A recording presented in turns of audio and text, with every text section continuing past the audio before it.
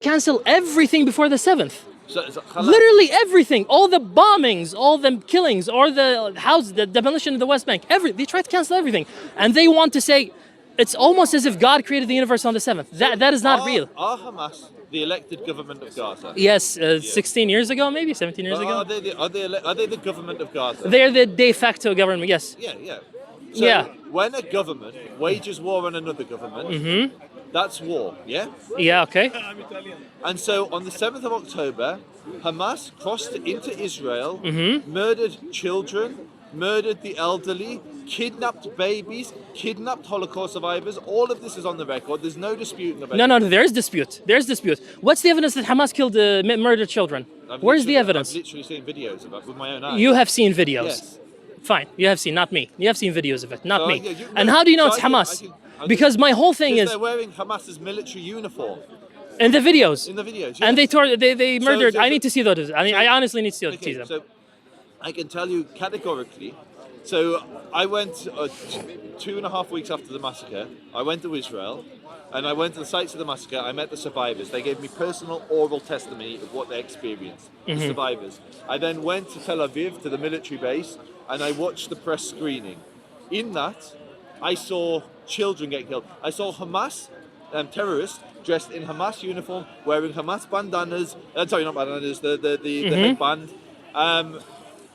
And crawling on their arms in a gun, in a nursery, and shooting. Is this part of the 74-minute video? 47? Yes, so this is the video I saw. Yeah, I need to see this because Israel Gate keeps the evidence. It's like we have a video and they keep bombing kids, and when you tell them why are you bombing kids, Habibi. they say no, we have a video, and then they torture Palestinians and they rape girls and allow me to speak. Okay. So in the video, yeah. most of what is shown, I'd say like 50% at least of what is shown, is actually in the public domain. I went on Palestinian Telegram groups, the Palestinian Islamic Jihad, Hamas, etc., and watched them posting half of these videos on there. So you can see a lot of this is in the public domain. I really need to see this. Okay, so Seriously. this is my phone here, so I can't do it now. But I'll take you on to the videos, and we'll watch the videos. If you genuinely want to see this, I'll show you the videos. Yeah, I'll see that. I want to see If videos. you type in "Sons of the Homeland," I think "Homeland" in Arabic.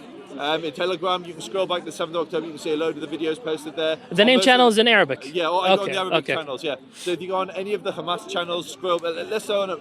I'd say like some of the Hamas channels. If you go back, not all of them. You go back to 7th of October, you'll see them posting the videos. Even the so-called moderate groups like the PFLP and DFLP, they didn't post the videos, but they posted the footage of their terrorists in Israel. But if you go on Palestinian Telegram channels, that's what I did. I saw half of the footage at least, which is in the Israeli screening, at least half of it in Palestinian Telegram groups. So you can do the same. You can watch those same videos. And that's what frustrates me. Yeah, I'll try to do that. Talk about the Balfour Agreement. We not can't, history, we just unfortunately. said genocide, but I'll talk Balfour with you in a minute. Yeah, genocide. So to bring it back to, so you don't have to take my word for it, and I would encourage anyone that's watching this to go on Telegram and watch with your own eyes what the Palestinian factions like Palestinian Islamic Jihad, Hamas, etc. were posting on their Telegram groups. Don't believe Yahud. Don't believe Al Yahud. It's not about Yahud. It's not about Yahud. When a bomb kills a baby, it's not a Jewish bomb. It's not a Muslim bomb. It's a bomb. To that I agree. And what I think there's one thing we both agree on, Which is any child that's killed in this conflict is a tragedy, be they Jewish or Palestinian. yeah, any child, any baby, any not just child, any non-combatant. So, truthfully, I agree. In most cases, I agree with that. I think there are some instances of non-combatants which are complicit. So, for instance, if you are a senior government minister in the Hamas, but you're not actually holding a Kalashnikov, you're not a combatant, but you're part of the so, for instance, if any of the senior leadership in Doha were taken out by the Mossad, I wouldn't lose sleep. I see them in complicit, even if they may not have been the ones that pulled the trigger or were pulling triggers. So anyone associated with Hamas has to be bombed? No, not associated, not at all. If you're a road sweeper that works for the Hamas government, no, absolutely, it's a tragedy if you're killed. So if you're the head of Hamas, you have to be bombed? No, if you are part... In the same way, we had the same policy with the Nazis. It wasn't just the Nazis who were pulling triggers that were prosecuted under the Nuremberg laws. Yeah, sure. And the way to handle complicit. the way to handle that is not to bomb babies just because this one guy is between them. Where we disagree. So where we disagree is I blame Hamas for every child that's killed because Hamas hides behind them. You blame Israel because Israel's the one that's pulling the trigger or pressing the button on that bomb. So we're both seeing the reality, the tragedy of a child being killed. But I'm saying it's the cowardly dog that puts their bunker beneath a child. That's who I blame, and you blame the other way around. You blame Israel because it's bombed. Yeah, but where's the evidence that this cowardly dog put the bunker beneath the child? Where's the evidence of that? Again, I'll show you a million videos of the footage. Like, there's so many. Like, literally every day, Israel is releasing footage of the tunnels under civilian infrastructure. Yeah, Israel, the same source that kept lying to us. They built 500 kilometers of tunnels. The same source that kept lying to us. According to you. How about Daniel Hagar when he said there's a list? Was that not a lie? Which list, sorry? Have you not seen the video? He pointed to a list and he said this contains the names of terrorists. It's not the names of terrorists. Calendar thing. Yeah. Was that a lie? Was that Hagar? I can't remember who that was. Yeah, okay, well, Daniel Hagar. My point is, I don't trust him. It's not that I don't trust him because I don't. Say something. Yeah, okay. Go. That is a person saying something utterly stupid. The IDF. Hear me out. Like, there's a huge population in Israel, including Jews that speak Arabic. Mm-hmm. Like, to think that someone's not going to be able to read a calendar is such like, I can't believe how dumb. If that is what it is, I don't think that's how it was presented from memory. My recollection of it was to say this was a login of when they log in, which is. He specifically said this list. I think he misspoke. He said this contains the names of terrorists. So, he explicitly said that. And I think he misspoke because to think that would be Israel's strategy. Israel, with the Mossad and all their military. Okay. Joseph, my point is the reason I don't trust Israel is not because I don't like them. It's because they have a history of lying. That's why I don't trust them. And I think I gave you some evidence of that. I gave you had this debate last week. Yeah. So that's why I don't trust them. It's not that I say, well, these guys are bad, therefore I don't trust them. No, I have to have evidence. For example. So let's just come back to what we're. Genocide. The genocide, but also what Hamas were doing. So my question to you is, and I find this staggering, like when I speak to people like yourself, you're an Arabic speaker, yeah? Mm-hmm. I'm on Palestinian Telegram, yeah? Mm-hmm. I read what the Palestinians post in their video, and what blows my mind is when I bump into Muslims in the West who are Arabic speakers who haven't seen this. Like, have you ever been on Palestinian Telegram? No, just news channel. So this is my thing. If you don't trust Israeli news, what I would say, I would recommend you don't trust Al Jazeera. I don't know whether it's Quds News, whether it's not arbitrary. Again, it's not. It's based on precedence. Go to the horse's mouth. If you speak Arabic, you can go yes, to their I do. Telegram and read what they're actually saying and posting themselves. You don't have to rely on a journalist who's got an agenda, who probably has very little knowledge on the conflict. Most journalists have surface. You're actually relatively well informed. I think you're more informed than many of the journalists who write on this. Genuinely, I'm saying this because I've spoken to you and I speak to many journalists, and you actually have a knowledge of the history. I disagree with your history. I disagree with your conclusions, but you're well read. You go to reports. You read reports from B'Tselem. You read reports from Amnesty International. You read reports from the United Nations. You're not an ignoramus. And so I'm saying someone like you should, in the pursuit of truth, go and see what they're posting in their group. So I hope you take me up on this. I hope you go and check out what I will, Joseph, for the purpose of this discussion, because we're talking about a genocide, I will concede that Hamas not only killed, how many people were killed on the 7th? 1,200? Between 12 and 13. I will say that all these 1,200 were babies. Again, they're recording. Yeah. I am willing to concede that all those 1,200 are babies. I'll concede that. I mean, Hamas. They weren't, but that's a weird. No, I'm saying because I want to show you that no matter what happened on the 7th, it still does not justify a genocide. If those 1,200 people were actually babies, they were not. But even if, let's just say, so we both agree. Like, I think we both agree, and you're willing to concede that the IDF made some atrocities that Hamas committed on the 7th. I am willing to concede that. Yes. Yep. Yeah. Mass atrocities. And I think we would both agree that the level of devastation on the Palestinian side is much greater. I think where we're disagreeing is who is ultimately responsible for the devastation that's been inflicted on Gaza. I think Israel. I'll tell you why. Because people keep talking about Hamas and Hamas and Hamas. What they fail to mention is that Hamas has no presence in the West Bank. Hamas did not exist until 1987. So what happened before 1987? What was going on in 1986? Well, literally one day after the 6-day war, Israel started maybe not one day. The same year, Israel started building settlements, expanding, taking more land. All this happened. No Hamas. So, No. Okay. So, I mean, we're jumping. We can go back to history, and I prefer talking about history because that's where. Yeah, no. Because I'm trying to isolate this justification. You say this happened because of Hamas, and the problem is Hamas. I'm telling you, look, we can go to areas in space and time in which Hamas did not exist, and the same things happen. No, on this we agree. I believe the reason we're in this conflict today is not because of Hamas. I believe it's because the Palestinians, and until very recently, most of the Arab world that is beginning to change, wants to see the end of Israel as a Jewish state. No. The end of Israel as an apartheid thing. Yeah, as oppressing the Palestinians. Yeah. State. No, not necessarily as a Jewish state.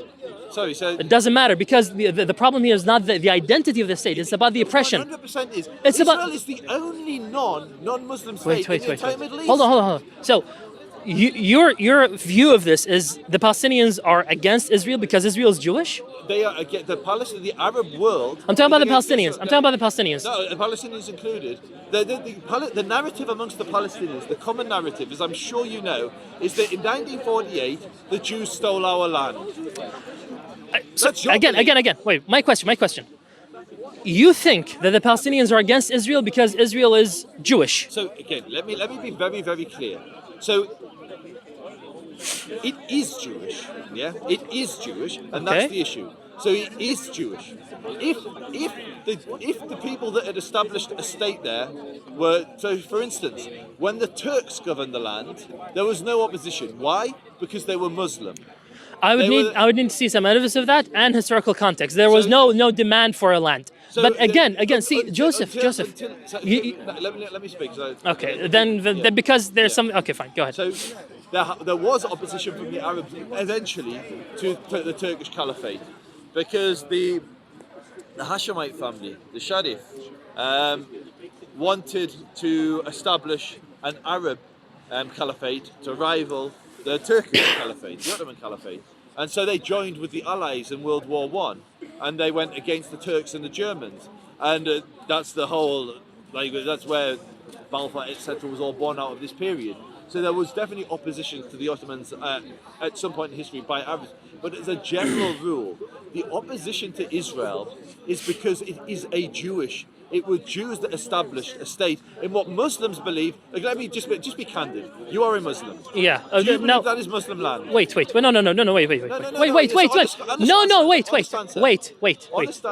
Wait.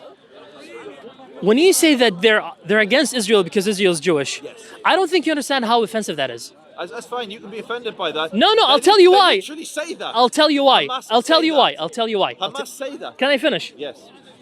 According to you, a Palestinian who sees his sister getting raped by someone would be fine if that rapist was not Jewish. Would be okay if that rapist was not Jewish. It's the moment that he becomes Jewish that becomes a problem. So oppression is oppression. The quotes from their Oppression is oppression. This is the quotes from their leaders. Now again, no. Wait, no. Okay, finish. Again, it's not about being Jewish. It's about the daily terror attacks on Palestinians in the West Bank. It's about the land grab. It's about the settlement building. It's about the oppression. That's what it's about. So why is now back again? You say. I want to respond to that before we move back. Okay, if I respond, then I'm gonna because we jumped around from who's responsible for what's happening right now to. I'm actually going to go the other way around. You're claiming that Israel is trying to commit a genocide against. Yes. the Jews. I'm not only going to refute the Palestinians, not the Jews. Sorry, I'm sorry. Yeah. The Palestinians. Okay. Yeah. Sorry, misspoke. I'm going to show not only is that not the case, but actually the inverse is true. In the 1930s, the leader of the Palestinians was a man called Haji Min al-Husseini. Mm-hmm. He declared, my Muslim brothers, I declare a jihad, slaughter the Jews, slaughter them all. Yep. So you then have Fatih Hamad very recently saying, wherever you find the Jews, Palestinians, wake up around the world. Yeah, I have a response. I've seen that, yeah. Yeah, wherever you find the Jews in the world, I'm getting the quote slightly wrong, but cut their throats. I'll tell you what he said. I'll tell you what he said. 2 minutes.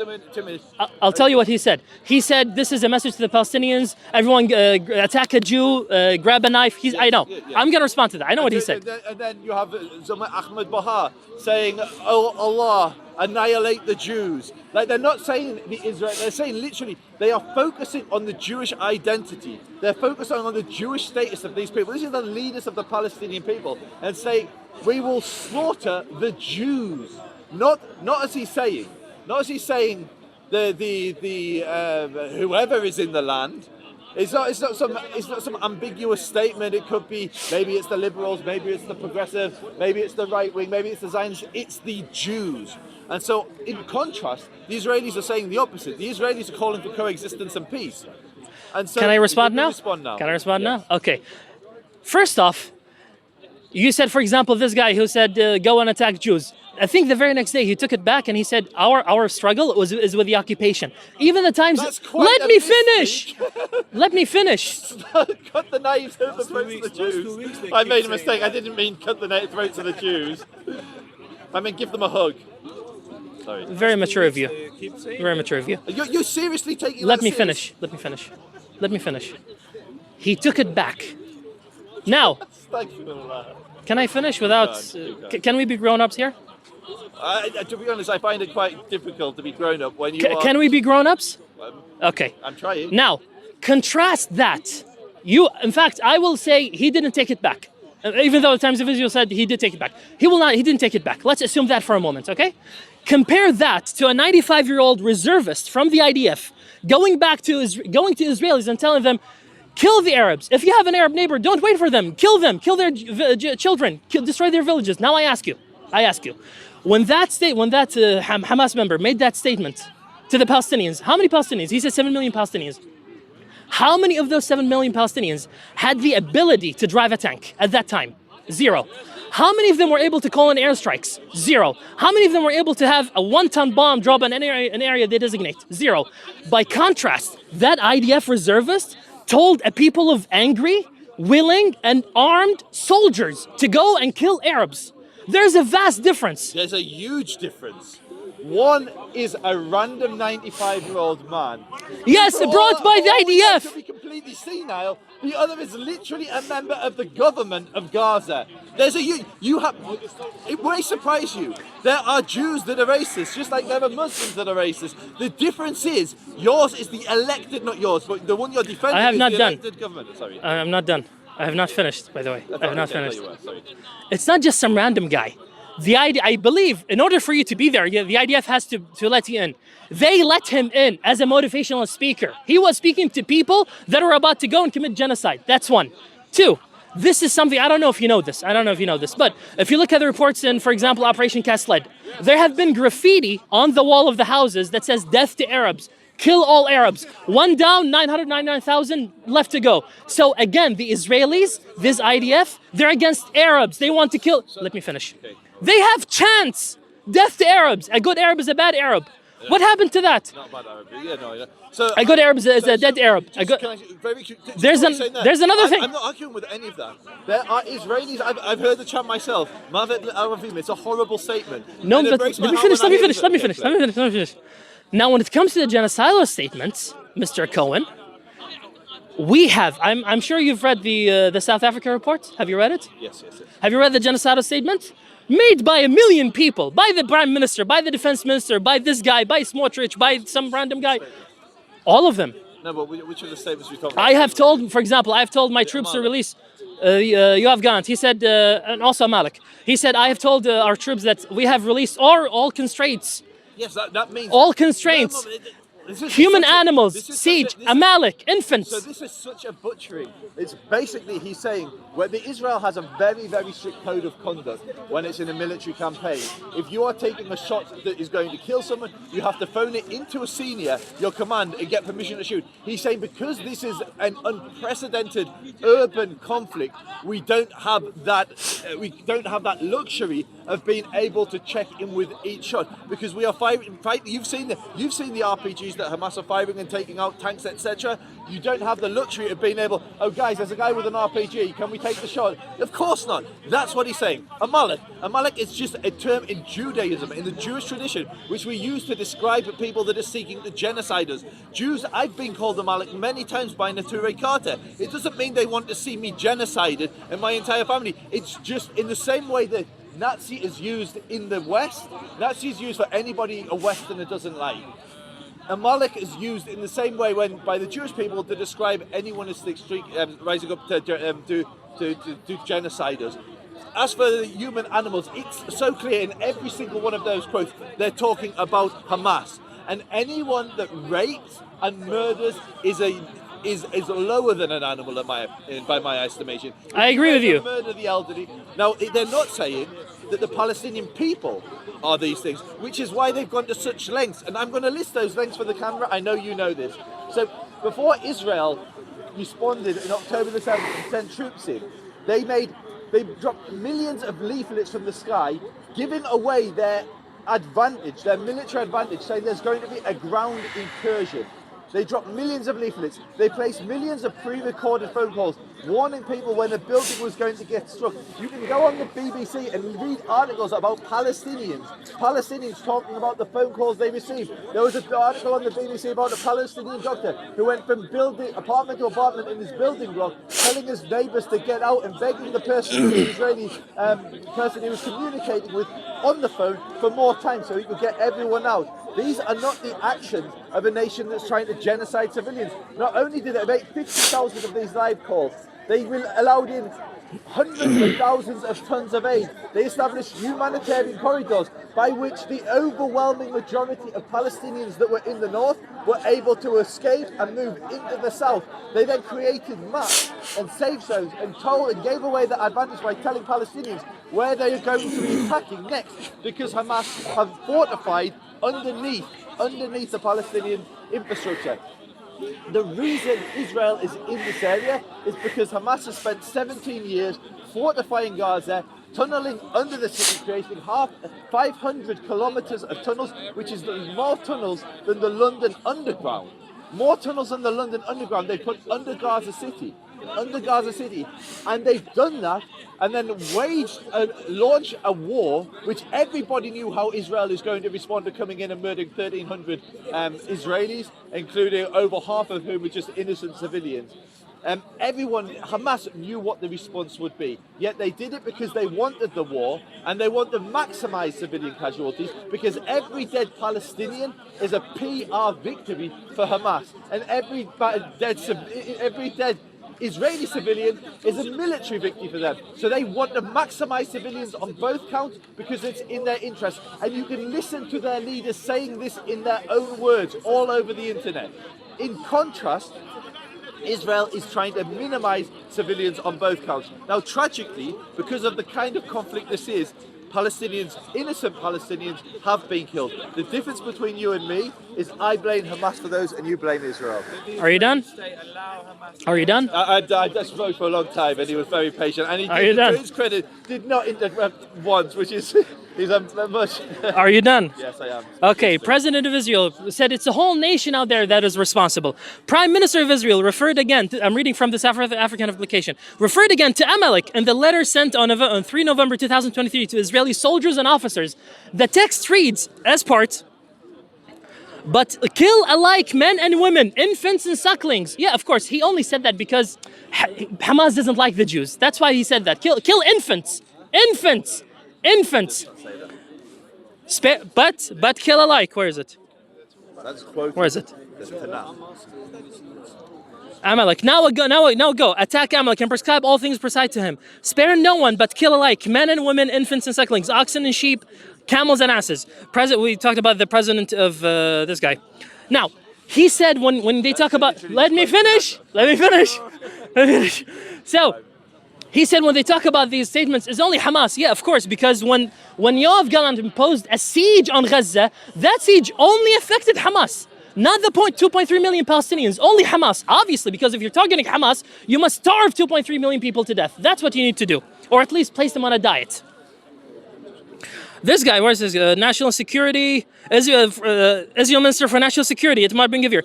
He said, to be clear, when we say that Hamas should be destroyed, we also mean those who celebrate, those who support, and those who hand out candy. They're all terrorists. Then they should be destroyed. The Ministry of Energy and Infrastructure, what did he say? Yeah, on 12. He said, humanitarian... Let me finish. Hold on. Wait. Let me. Humanitarian aid to Gaza, no electricity. What did he say? Allahumma what? Yakbah, which is like to hold back or Oh, hold back, okay. kabh, To strangle them. like Oh, to strike, maybe Allah strangle the Whip them Jews. up. Whip them up. Stop them from doing what they do. That's what yakbah, yarda'. لحظة لا wait. Yahoo. Do you speak Arabic? Yahoo. a little bit. يردع أو يقتل. I said, yeah, I know. Do you mean by يردع أو يقتل? Like to stop or to kill? to stop them. Oh, okay. And that could include whatever means. Okay. So he said yakbah, which is like to put a break. This is the Minister of Energy Infrastructure. Humanitarian aid to Gaza. No electricity switch will be turned on. No water hydrant will be opened, and no fuel truck will enter until the Israeli abductees are returned home. Humanitarianism for humanitarianism, and no one will preach us morality. Okay, this guy, Minister of Finance. He said, we need to deal a blow that hasn't been seen in 50 years and take down Gaza, not Hamas, not Hamas human animals, Gaza. This guy, I mean, I think you and I can both agree. The Israeli Minister of Heritage, he's a moron. So, He said we should nuke them. That's what I'm specifically referring to. Minister of Agriculture, we're actually now rolling out the Gaza Nakba. Okay, the Deputy Speaker of the Knesset member of the Foreign Affairs and Security Committee, he said, now we all have one common goal, erase the Gaza Strip from the face of the earth. Those who are unable will be replaced. Sounds very evolutionary to me. Replace them. Similar statements, this guy, hold on. I mean, some guy actually said we need to create a humanitarian crisis in Gaza. We need to turn Gaza into a place where no human can survive, no human can live. Those are statements consistently made against the Palestinians in Gaza. They didn't say Hamas. They didn't say we should only kill Hamas. That's one. Two, when you look at how they're acting, if you read the human rights reports, you will know that when Israel says we're giving leaflets, that's all propaganda. Literally propaganda, because I can list you. In fact, just yesterday, I went through the Goldstone report again, and I listed some of the names that Israel killed. For example, they dropped a white phosphor shell on a house, decapitating 2 people instantly. They shot people for no reason. They deliberately targeted civilians. They fired on. we stay with, rather than going back to Goldstone, can we stay with the current conflict? Just because I'm using the past to say that this is how they behave. As for the regulations that he said, well, they have to make a phone call and the constraints. He said we have released all constraints. He didn't say all technicalities, all bureaucracy. No, he said all constraints. And this thing about you have to make a phone call, well, that's not. Have you seen, just a genuine question, are you keeping up with the crimes that Israel's committing? So I don't believe Israel is committing crimes. So this is where we... Zero. So there will be individuals who've committed crimes. I don't believe Israel as a state is committing crimes. In a war, people do horrible things. It doesn't matter who's waging the war, whether it's Palestinians, whether it's Israelis. Whether So you don't it's believe Israel is committing crime? So I believe in all wars, because wars are horrible. Wars are Yeah, I know. I'm not saying they're good. I'm not saying they're fun. I'm saying Israel is a nation. I don't believe is committing crimes. Or the IDF. Well, that's the army of the nation. So Yeah. So if you look at if you look at the history of the IDF and how they behaved, you will know that they do target civilians. Okay. Yeah, go ahead. Please. Okay, yeah. They do humiliate civilians. I can give you countless testimonies from prisoners, not in a time of war, in a time of peace, and in a time of war, how they treat the Palestinians, how they humiliate them, how they torture them. Rape reports have come out against the Israelis. In fact, I'll give you a story. This is a fun story. The United States of the U.S. has something called the Department of State. The head of the Department of State, I think his name was Jake Paul, something like that, Josh Paul. He said, we were vetting Israel for a human rights process because they want to sell them arms. At some point, a human rights organization called Defense for Children International Palestine brought our attention to a case of a 13-year-old boy getting raped in prison. What did Israel do? They went in the next day, confiscated all the computers, and they declared the human rights organization a terrorist organization. That's how Israel treats the Palestinians. That's how the IDF, again, read the Goldstone reports, read about Operation Protective Edge, read about the Great March of Return protest, and you will see that Israel doesn't care about the Palestinian life. May I ask you one question? Yeah, go ahead. Are you one state or That's two what 10 minutes states? ago. One. Go. I've got to go with shortly. Okay, one state. No, what time is it? What time is it? So I'm asking. That's my phone. Okay, I'm gonna have to go. Just I've got a meeting at 8:30. Yeah, that's You're one state. one state. That's the only solution. Israel will not allow a two-state. Israel never wanted a two-state. It's one state. Now, I have a lot more to say. I have.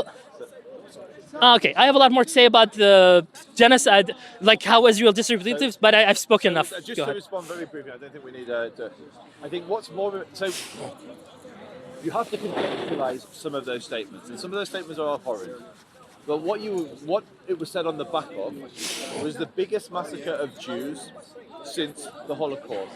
Now, because of the way Israeli politics functions, they were the most right-wing element that any Israeli government has ever had.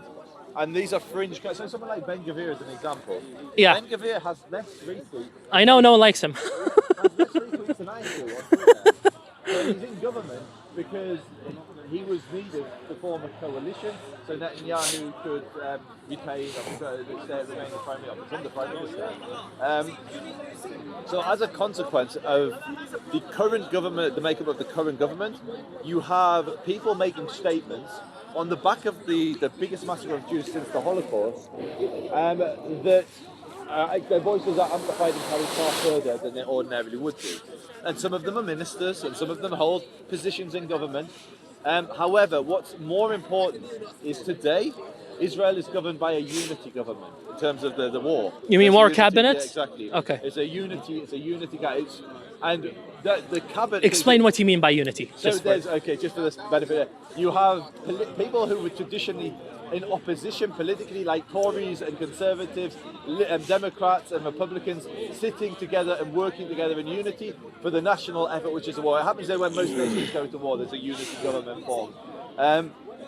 Now, what's more important is Israel's actions, not the individual speakings of soldiers. And I completely free myself from it, but don't question and don't disagree with your claims that there is racist graffiti and there are racist chants and there are racist Israelis, because there are racists in every society. And surprise, surprise, if you're having an ethno-religious war, many of those racists will try and participate in that conflict. It will happen in any war, and unfortunately individuals will be put in positions where they can do things which I would consider evil, you would consider evil, and they will be happening on. I think he has a question. So let me just finish up with that. What's more important is action, and the actions of the Israeli government is to minimize civilian casualties. 1 million Palestinians existed in the north before the 7th of October. In the entire conflict, tragically, 30,000 people have been killed. At least a third of them, according to Israel's reckoning, which you disagree with, and that's fine, but according to Israel, at least a third of them are Palestinians that are Hamas or other militant factions. And now, let's just say, for argument's sake, there's 20, to take Hamas's number and Israel's number, there are 20,000 tragically dead civilians who've been caught up in this conflict, which is actually for an urban conflict, it's a low ratio. Not that it makes it any better. 20,000 dead people is a tragedy by any reckoning, but there's 20,000 dead out of 1 million people that existed in the north. Now, if you look at the level of bombing that's taken place, like if you look at any of the satellite imagery, you can see the damage that's been done to buildings. There should be hundreds of thousands, if not a million, like literally, in theory, there should be 1 million dead Palestinians, but we don't. We have 20,000 civilians, and the reason for that is Israel in action is trying to minimize civilian casualties. And that's my main point. My main point isn't that every single Israeli is an angel and there's no such thing as a racist Israeli and that the Israeli state is... What I'm saying is very simple. Israel is trying to minimize civilian casualties when Hamas are engaging Israel from civilian areas. Hamas are engaging Israel from the safe zones. Hamas are engaging Israel from densely populated areas. And it's truly to Israel's credit that the death toll is as low as it is. And it sounds crazy because so many people have tragically been killed. But that number would be so much higher when compared to any other nation that's fighting. Whether it's an Arab nation like Syria or Iraq, whether it's a Western nation like Ukrainians and like the Russians, or their allies in Dresden, like the death toll is low in comparison. And I hate to play this game because every innocent life, if you are the mother of a dead child, you don't care about ratios, you don't care about if other nations are worse, you don't care if Israel has taken precautions to minimize civilian casualties, because your child has died, and that is a tragedy. And no, the only place we disagree is to do with who is ultimately at fault. And I don't think we'll find common ground on that, because we've done this argument a couple of times. But you've made notes, so you've got notes, so I'll let you. Okay. You I'll say, because last time, yes. If you guys can agree that there are rogue bad actors on both sides, I think we would agree to I that. think you have agreed on Yeah. that. I think that can help clarify a lot of stuff. It'll create better communication. Because Okay. a lot of the examples which are given on both sides can be bad actors and rogue actors who are not symptomatic My of battery's going to die any minute. the establishment of either necessarily Hamas or Israel. Yeah? Okay. It's very easy to quote them. And it's very I'll respond. Last time you gave me the last word, so I'm going to give you the last word now. So I'm going to respond, then you respond, then we're going to go. Quickly touch on some things. Number one, Hamas numbers. He keeps talking about Hamas numbers. Well, Hamas numbers are reliable. The Palestinian Health Ministry numbers have accurate numbers. For example, just some evidence. In 2008 and in CASLED, which is 2008-2009, and Protective Edge, the numbers of the Health Ministry of Gaza almost match the numbers of the Israeli, of the IDF. So there's that. Second, Ynet, which is Ynet, published an article in which they said, did I butcher the name? I love debating you, because you are so much more fun to debate than other people, because you actually read. Next time I will shout at you, okay? I'll yell at you. Okay. Can you curse me in Arabic? Yeah, I'll do that off camera, not now, off camera. Okay? So they wrote an article in which they said the Israeli Mossad uses the numbers of the Palestinian Health Ministry internally. So it is accurate. The Lancet, they published a report saying no evidence of inflated mortality rates or mortality numbers within the Gaza Health Ministry figures. Now, when it comes to Israel and how many of them are terrorists. Now, here's what I did. I went back to CASLED and Protective Edge, because those are the two ground invasions. And CASLED, Human Rights Organization, placed the ratio of civilians to combatants at, they said the percentage of combatants killed are only 23%. That's the maximum, 23% of all the people killed, Israel, the IDF, placed the percentage of combatants at 60%. That's 3 times more. Let me finish. In Protective Edge, it was similar. In Protective Edge, it was similar. Israel placed the percentage of IDF. The IDF placed the percentage of combatants at 56%, and human rights organizations at 68%. So they were close.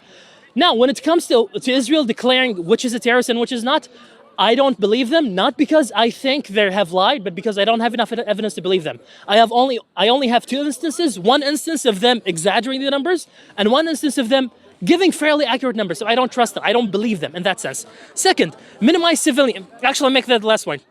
Individual making statements. Yusuf, just as you create excuses for Israel when they make these vile, abhorrent statements, make the same excuses for Hamas, or don't make them at all. You said it's a unity government, which means normally it's an opposition. No, we're saying this is the complete representation of the Israeli community, because we don't only have one party. It's not like government, Republicans, Democrats. I don't know about Labor and all that. It's a unity, so it represents everyone, and they're making all these abhorrent statements, and they're explicit. It's not about the Hamas. Some statements are, for example, Yoav Gallant was like, "We will eliminate everything. We will kill Hamas. Gaza will not come." Yes, in that statement, he did specify Hamas. Other statements, they don't specify Hamas. Gaza, we must raise Gaza, raise it to the ground, create an environment in which no human can survive and all that. Now, when it comes to minimize civilian casualties, he said, he mentioned multiple times that there are leaflets. Fine, let's look at how Israel actually acted. When you say that it's just some rogue actors. No, it's not rogue actors. It's the whole IDF. Again, if you look at how Israel behaved in the past, I'll give you an example. This is a very simple example. In Operation CASLED, Israel killed 1,400 people, 350 of whom are children. After the operation, Israel conducted so-called investigations. This is what they found. They found only 3 people guilty of breaking the law. Out of over 3,000 houses destroyed, only 3 people broke the law. Only 3. And what were the punishment? One guy used the Palestinian boy as a human shield. He was given a suspended sentence. He didn't even go to jail. The other guy killed 2 women. He was given 45 days in prison. And the third guy stole money. Oh, that's the biggest crime. He was given 7.5 months in prison. So it's not just rogue actors. It is the government. It is a systematic, deliberate system of treatment against the Palestinians. They oppress them, they humiliate them, they hate them. As for minimizing civilians, if Israel is trying to minimize civilian casualties, why don't they allow humanitarian aid? Why do they keep bombing bakeries? Why do they keep razing down farms? And again, this is not the first time. Operation Cast Lead, we have eyewitness testimony of soldiers razing farms, taking a break, and then razing them again. This is systemic. Part of the definition of genocide is to create an environment where I think it's like to bring environment conditions calculated to bring about the destruction of the people in part or in whole. So this idea of, for example, because again, I want to respond to the genocide point. You said there are 2 million people, 2 million Arabs in Israel. The definition of genocide does not say you have to kill every single Arab. Does not say you have to kill every single member of that group. It's sufficient to destroy them in part or in whole. If you do it in whole, you've met the definition of genocide. We've seen them, as I said, destroy bakeries, restaurants. We have videos of them shooting at horses. Like, literally a tank just shoot at a horse. We had a video recently, I think this was less than a week ago, of an IDF soldier saying, yeah, I killed a man. A civilian, elderly. He is just committing it. He's confessing it. So again, it is a genocide because of the numbers, because of the environment, because of what Israel has done. It is a genocide. All this is just propaganda. Yeah, we gave them leaflets. Set aside that we bombed them when they went south. Set aside that we deliberately target them. Set aside the fact that we starved them. Thus far, we starved 17 babies. Yeah, but we gave them leaflets. Yeah, you have last word, and then. Just in case storage is full. What's that? Storage is full. Storage. How long? What's your way forward? It's a one-state solution. There's no other way. Literally no other way. Because Saying if you've got a one-state solution, whichever side has got the majority will abuse the rights of the minority. make it a one-state solution with the UN peacemakers, whatever, anything. Yes. Hang on, a bit more detail than that. No. What I'm saying is you can create checks and balances, whatever. I agree with you that the majority can abuse the. Well, I think it's inevitable. Given the level of friction right now, if you had an Israeli majority, I feel the Palestinians would come very bad in that one state, or vice versa. I agree with you. Okay, but nonetheless, you want a one-state solution. That's the only way, because Israel will not allow a two-state solution. Israel never wanted a two-state solution. Just the ethical and moral ideal for a minute. Just Ethical ideal. Here's the ethical ideal. I want this side to not target civilians. I agree. In terms of one state or two state, the ideal being. It used to be two-state for years internationally. It was two-state. Can I? Respond. I can give you the points that I told. I think I've got the point. Okay. So, Israel is last week when I checked had let in 260,000 tons of aid. The issue of aid is not Israel letting it in; it's an issue of distribution. The United Nations Relief Work Agency, UNRWA, was responsible for distribution of aid within Gaza. That's been completely, rendered absolutely unable to do anything in Gaza. There's been UNRWA is connected very closely to Hamas. They've had their funding cut off. They've been affected by the war, and they've been unable to distribute the aid. But hundreds of thousands of tons of aid has gone into Gaza. If Israel was interested in starving or genociding the Palestinians, it would not be allowing the aid in. Instead, Israel is letting all of the aid in. It's letting all of the aid in. And now, I will keep going back. You will absolutely be able to find statements that we both think are repulsive that Israelis have made, as we can find that Hamas have made. The difference is in action. And with the level of, Israel has dropped more bombs on Gaza than ever before in its history. Huge tonnage of bombs have been dropped, yet the death toll, in proportion to the devastation on the buildings, is very low. And the reason buildings are being hit is because they're booby-trapped, is because they are being used by Hamas to wage war. We've all seen Hamas popping out of tunnels, shooting down from buildings and attacking the Israel. This is an armed conflict, and Israel responds to those by taking out those buildings. And similarly, we see the ripping up of the roads as an example. Now that doesn't make any sense to anyone unless you know that Hamas have a history of setting IEDs in roads, and so that's one of the reasons Israel sends the bulldozers in to rip up roads before it sends its military personnel in to remove the risk of IEDs going off. And so Israel is in a urban warfare, and it's trying its utmost to adhere to the Geneva Convention, but tragically, because of the nature of the war, civilians are still going to die. Now, this could all come to an end. One final point on the inflation. Anyone who's serious, just look at the Al-Ahli hospital, where a Palestinian Islamic Jihad rocket fell on the car park.